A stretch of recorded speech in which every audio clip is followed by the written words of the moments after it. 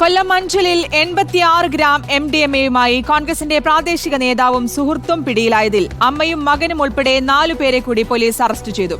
ബംഗളൂരുവിൽ നിന്ന് ലഹരി കേരളത്തിലെത്തിച്ചു വിൽപ്പന നടത്തുന്ന സംഘത്തിലെ പ്രധാന കണ്ണികളാണ് പിടിയിലായതെന്ന് പോലീസ് പറയുന്നു.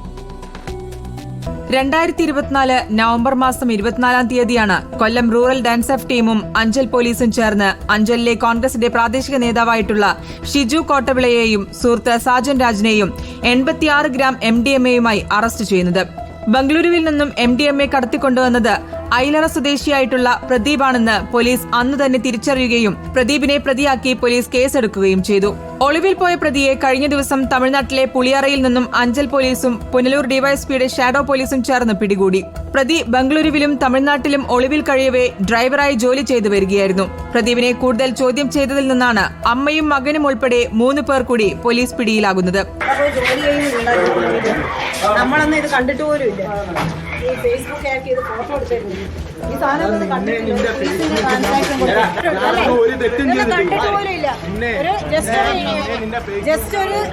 അഞ്ചൽ ആലഞ്ചേരിയിൽ ഇൻഷുറൻസ് കമ്പനി നടത്തി വന്നിരുന്ന ലീന ജേക്കബും മകൻ റോണക് സജു ജോർജും മകന്റെ സുഹൃത്ത് ആകാശും ലീന ജേക്കബിന്റെ ഡ്രൈവറും ഐലറ സ്വദേശിയുമായിട്ടുള്ള പ്രദീപ് ചന്ദ്രനുമാണ് ഇന്ന് പോലീസ് പിടിയിലായിരിക്കുന്നത്. അറസ്റ്റിലായ ലീന ജേക്കബ് MDMA വാങ്ങുന്നതിനുള്ള പണവും പ്രദീപിന് ഒളിവിൽ താമസിക്കാനുള്ള എല്ലാ സൗകര്യങ്ങളും ചെയ്തു നൽകുകയും ചെയ്തിരുന്നു. അവർക്ക് തീർച്ചയായും അറിവുണ്ടായിരുന്നു. അവരെ മോന് ഇതിൽ പങ്കുകൊള്ളുന്നുള്ള കാര്യം, അല്ലാതെ ഇത് കടത്തുന്നുള്ള കാര്യം അവർക്ക് അറിവുണ്ടായിരുന്നു. ചെറിയ രീതിയിൽ MDMA കച്ചവടം ഉണ്ടായിരുന്നു.